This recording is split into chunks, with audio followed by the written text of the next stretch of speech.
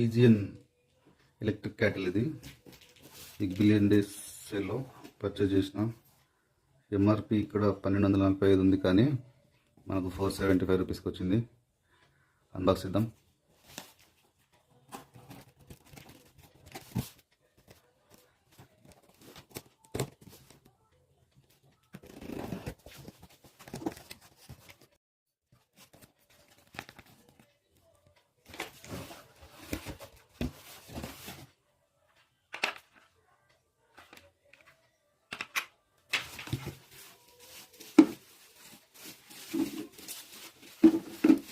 మన cattle 1.5 లీటర్ది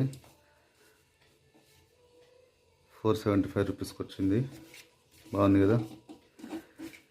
like చేసేయండి.